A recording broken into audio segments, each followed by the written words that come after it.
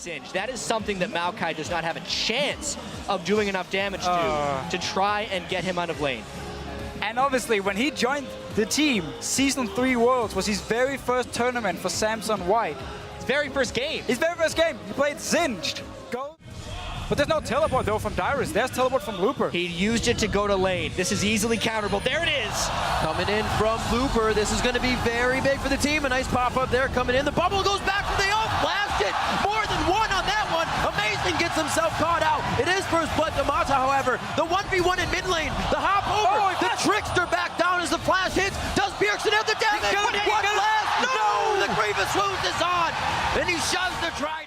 Yeah, and also because the Twitch pick for Samsung White, they just need him to have a play to the Rune King so he can make picks. Let's see mid lane. Shove the waters, jumping down on Bjergsen. One last hit from Dandy. He stays. And it's going to be now Amazing. Who takes the aggro? Do they want it? Another minion wave coming in. The teleport's going to have it from Dyrus, but that is going to have to be canceled. He actually takes it. Use of said wards. Looking at the ward stats from game 1, they purchased the exact same number of green and pink wards as White. However, you can't ward a turret dive like this. This time, though, he jukes and maybe they get pawned. Death Mark's going to hit. They got a good amount of damage down. The exhaust hits on. There's Amazing over the wall. He's completely out of mana in that engagement, so he's going to go down. Getting a little too ahead of themselves on this one. Samsung White gaining more ground. Make the better adjustments. It's actually the team that won this time, and they are not letting up. The team calling this one, putting the chess pieces in place well before they need to be. A great bubble coming out of Lust Boy, regularly seen there, but is it enough to save the game? Dandy trying to dip and dodge, but he goes down. The kill coming in from Wild Turtle as he gets hit up as well, and now White could be in a bit of a pickle. That's going to be a 3v1 though. Amazing gets one. Lust Boy still with Looper. He throws down the slow. He's going to get the jump out. Actually, he may just give it to somebody on this one. Pawn would be the best one. He'll dive in. No, the poison will lock down Lust Boy. 3 for 2. Teleport for the kill stop. Yeah, well, one of the biggest things is Bjergsen's nowhere near the strength of Pawn, so he actually can't roam on Zed.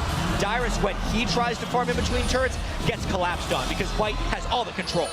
Pulling Bjergsen into this one. He may not want to go all the way. They know Looper's going to be on the backside. Double bust for him as well. The flash going to be forced here. But Dandy can just jump over the wall. Bjergsen can only provide so much help here. They actually have a minion giving full vision of where Bjergsen was. They knew this fight was going to happen. Here comes him to help clean it up. Throwing down the spraying plates. Actually still down. And looks like Amazing gets himself stuck up inside the Baron's den. Not going well for Team Solomid. And a lot of people will advantage. Yeah, well, they've had 5 courses of Amazing so far. Oh, let's see if they want a piece of Wild Turtle and Lust Boy in his bottom lane. Could be. Turret's down. That's vision on it. Bjergsen's already late on the roam. Looper's already here. He's set up tent now in the bottom lane. Puts Wild Turtle back in the fight. No shell's going to save him. Amazing again. Trying to go deep as possible to get in. A great jump the waters to kind of just lock down the fight and spread it out for Dandy. He makes it out alive and actually draws attention of 3 TSM members. It's a lot. Right. Because they have constantly kind of been like the second best or third best team in the region. They've only won OGN once. That's going all the way back to Season 3. With Dade, they haven't semifinals. Anything can happen in these long series. This game's a little bit out of hand. Imp going into the kill. That itself being intimidating enough. He gets on the opposite side of Wild Turtle, so the Valkyrie's still in range for autos. Bing, bang, boom. Imp comes up with another one. He gets an assist for Dandy. For Imp as well, that he can keep picking up these kills on Twitch. He can keep playing it.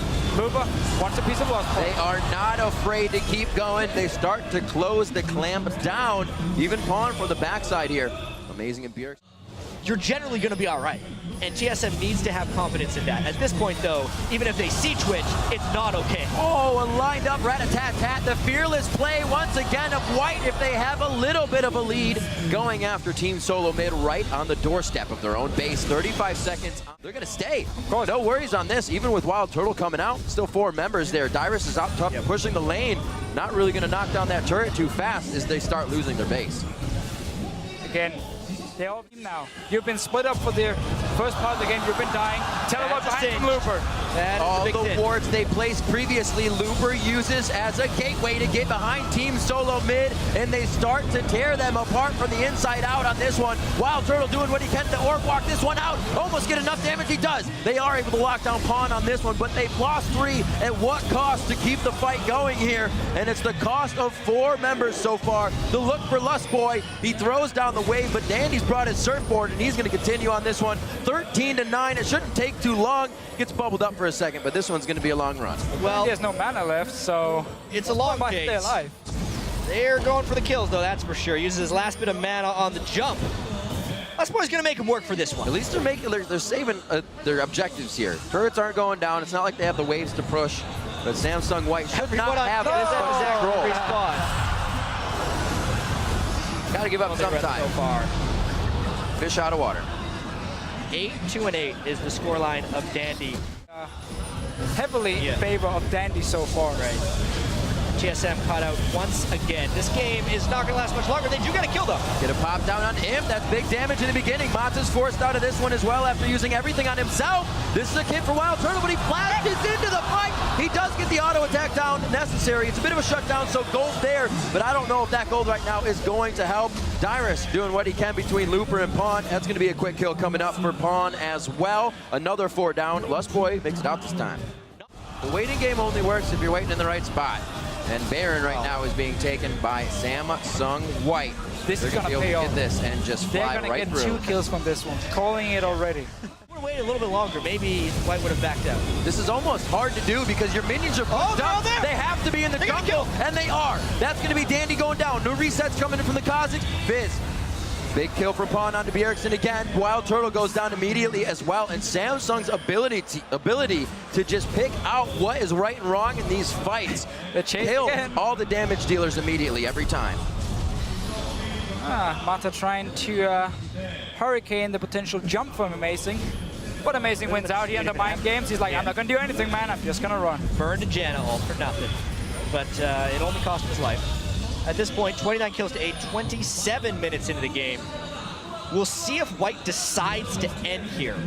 They do have minions. They're going for the next turn. Very dominating play. Lichbane as well on Pawn to help knock down these turrets even faster. Just a little bit later for this one. Game 2 as well from the purple side. Going over to Samsung White. TSM spawning on their fountain. Going for broke on this one. Trying to push out White for one the last time here in Game 2. And White is taking the fight because they think they can get the kills. Back in goes Pawn. It falls quite early in this engage here. And it looks like they're able to push back a little bit. That's the Zarya coming in from Pawn. Dyrus's Vengeful Maelstrom really cutting down a lot of the damage and mitigating exactly what was needed in that fight. Looper now to go down. The Nexus saved at half health here.